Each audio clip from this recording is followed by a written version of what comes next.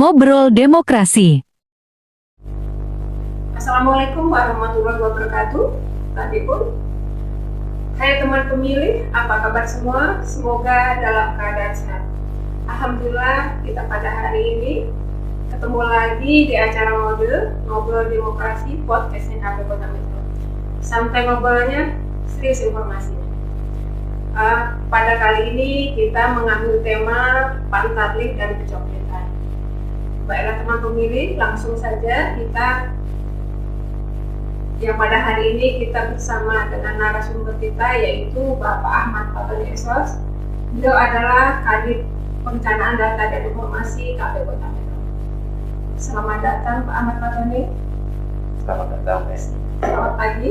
Selamat pagi.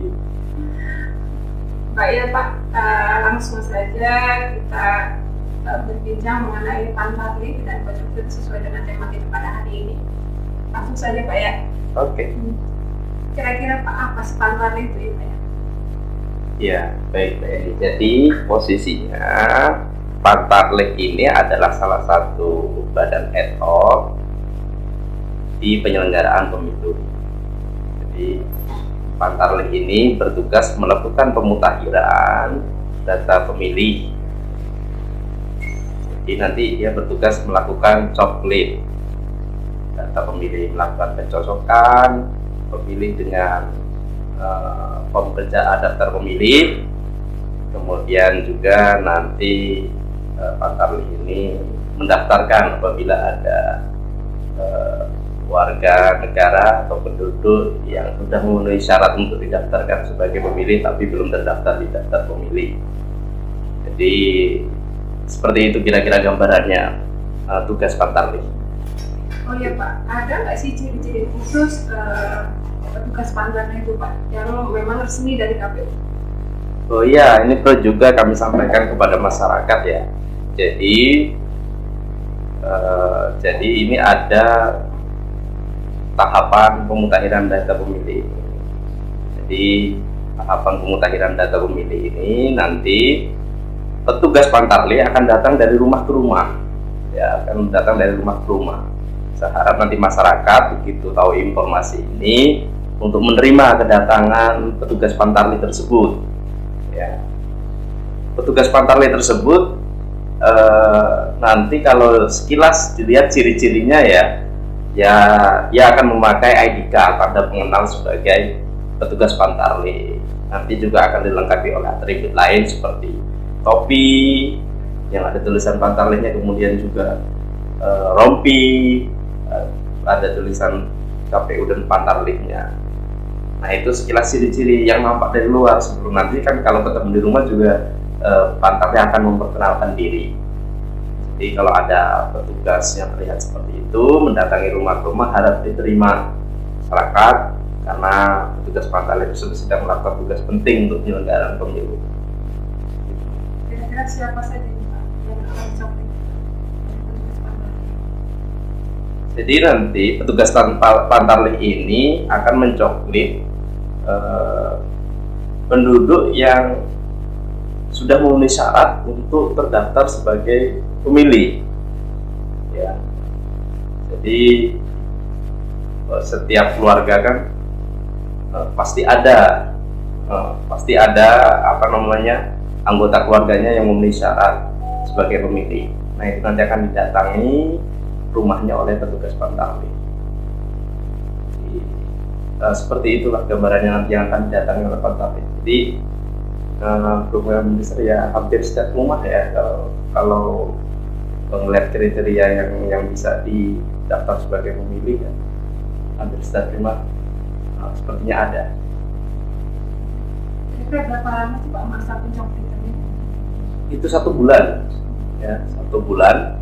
Kalau kita dijadwalkan tanggal 12 Februari sampai dengan tanggal 14 Maret 2023. Jadi 1 bulan. Petugas pantarlih nanti akan melakukan coklit. Kira-kira nih Pak sebagai warga khususnya warga Kota Metro nih kira-kira pada saat pantarlih datang itu apa sih yang disiapkan?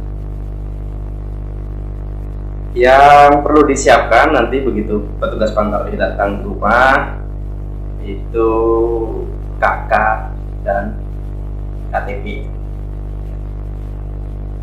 KTP dan ditunjukkan kepada petugas Pantarlih untuk KK-nya. Jadi nanti petugas Pantarlih bisa mencocokkan gitu, bisa mencocokkan antara form kerja A daftar pemilih itu dengan KK dan KTP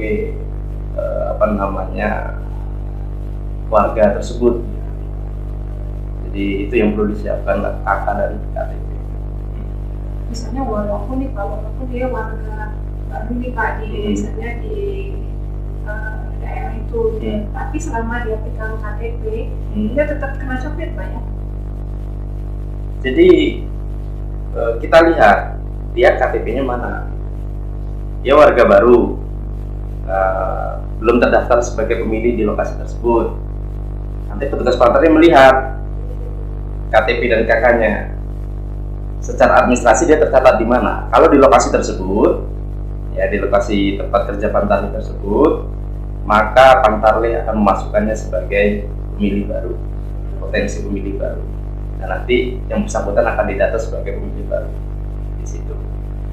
Ya kan? Tapi kalau secara administrasi dia masih tercatat di luar, apalagi luar kabupaten kota kita, luar metro namanya. Jadi nanti yang bersangkutan ini tidak didaftarkan di Pantarlih di tempat kerja kita. Untuk ruangan lingkup Pantarlih ini tingkat apa ya? Misalnya kayak apa, RT, RW gitu? Di satu Pantarlih, satu TPS di wilayah kerja Pantarlih. Kira-kira kalau kondisi rumah itu bisa udah dicoplit ini, ada nggak misalnya ciri atau tanda khusus ini kalau rumah ini sudah dicoplit atau rumah ini belum? Oh iya, ciri rumah yang sudah dicoplit ya itu nanti akan tertempel stiker coklit ya. Di situ nanti ada nama-nama di rumah tersebut ya, dalam satu kakak nama-nama siapa saja yang sudah coklit itu ditempel biasanya nanti di dinding rumah atau di jendela rumah di tempat yang bisa dilihat. Tapi informasinya bahwa gini, tidak semua yang sudah dicoklit itu tertempel itu gitu ya. Itu bisa untuk tanda bahwa sudah tercoklit, tapi mungkin banyak kemungkinan kan, apakah pemilik mungkin terlepas atau mungkin sekilas tidak tampak padahal sudah ditempel dan lain-lain. Tapi secara umum bahwa yang sudah tercoklit akan ada tanda khusus di rumahnya berupa stiker coklit. Artinya setiap ada petugas yang sudah mendata, itu pasti ditempel di balik rumahnya ya? Iya. Dia akan berdiskusi dengan pemilik rumah kan. Ini ada stiker Pak, kita tempel di mana? Biasanya taruh di depan rumah. Misalnya nih Pak, yang namanya kan warga ini nggak semua pada saat petugas Pantarlih datang ini ada di rumah. Kira-kira misalnya itu nggak ketemu nih sama pemilik rumah, kira-kira nanti bakal didatengin lagi nggak itu sama petugas Pantarlih? Ya, jadi kalau petugas Pantarlih mendatangi pemilik rumah, rumahnya lagi tidak ada di rumah gitu ya, nanti petugas Pantarlih akan mengupayakan cari tahu dengan bertanya kanan kiri, dengan lingkungan di situ yang bersangkutan di mana. Kemudian nantinya ya kalau dapat informasi yang pemilik rumah yang datangnya baru pulang nanti malam dan nanti akan didatangi lagi oleh petugas Pantarlih gitu. Informasi seperti itu. Nah nanti kalau seandainya ya yang bersangkutan belum bisa ditemui ya, ada pihak keluarga yang bisa memfasilitasi, bisa menggunakan video call nanti petugas Pantarlih ini melakukan video call yang bersangkutan, pemilih yang bersangkutan untuk menunjukkan KK atau KTP-nya ya, untuk menunjukkan KTP atau KK-nya. Jadi video call diizinkan. Nah, nanti Pantarlih memastikan benar sesuai gitu atau tidak sesuai. Seperti itu gambarannya. Misalnya ini Pak, ini kemungkinan terburuk nih, misalnya di keluarga itu misalnya ada posisi keluar kota. Pada saat masa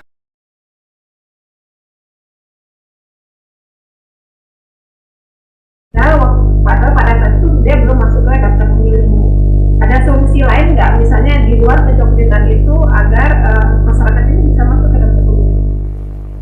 bisa seperti yang tadi saya ceritakan tadi, ya. Pihak keluarga bisa memfasilitasi dengan memberikan informasi KTP dan KK-nya, ya. Lalu pihak keluarga bisa memfasilitasi, bisa menunjukkan KTP dan KK-nya, maka bisa didaftar oleh petugas Pantarlih. Atau pihak keluarga fasilitasi Pantarlih untuk video call untuk menunjukkan KK KTP-nya, bisa juga didaftar. Walaupun di luar kota bisa dihubungi sama keluarganya. Iya, selagi dia tercatat sebagai warga di situ ya, secara administrasi KK dan KTP-nya di situ, maka berhak didaftarkan dengan cara seperti itu tadi. Bisa dengan keluarga menunjukkan KTP dan KK-nya, bisa dengan teknologi informasi berupa video call itu. Dengan menunjukkan KTP-nya. Iya, dengan menunjukkan KTP-nya. Ya. Kan misalnya anaknya di sekolah di luar kota, gitu kan. Misalnya posisi dia belum masuk daftar pemilih karena misalnya baru masuk 17 tahun, gitu kan. Jadi ada makanya difasilitasi oleh petugas Pantarlih dengan melalui video call, dengan yang bersangkutan menunjukkan KTP pada petugas Pantarlih.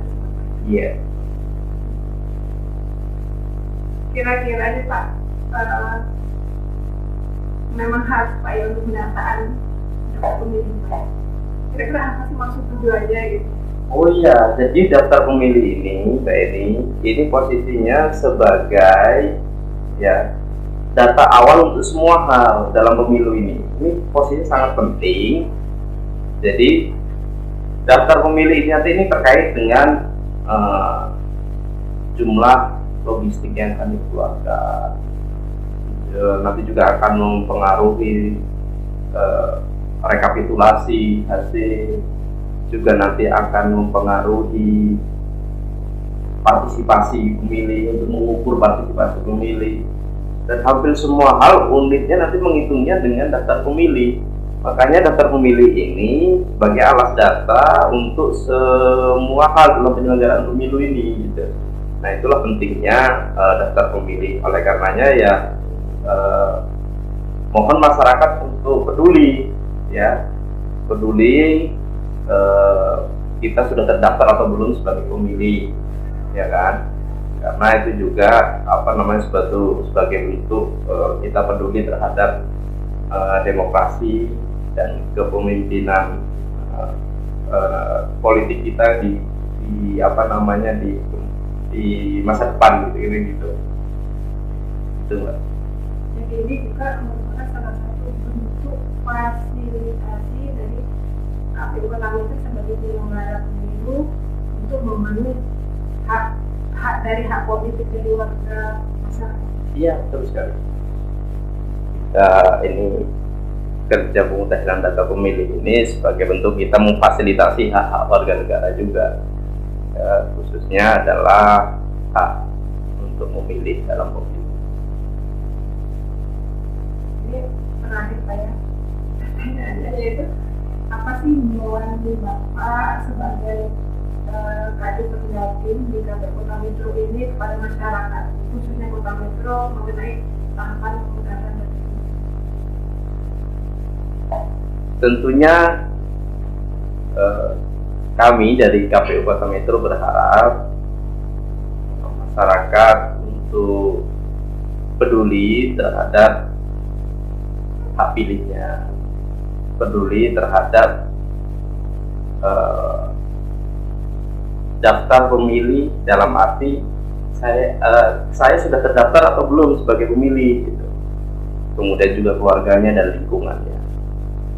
Dengan seperti itu maka proses pemutahiran data pemilih akan berjalan dengan baik. Karena walaupun sekeras apapun upaya kami dalam memutakhirkan supaya data pemilih ini bersih, akurat dan mutakhir, kalau tidak ada partisipasi dari warga masyarakat, maka kami tentunya hasilnya kurang maksimal.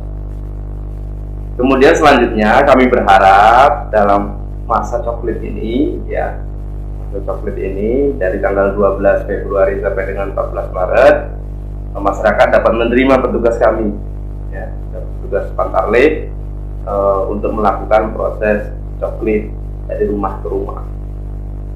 Mungkin itu Mbak.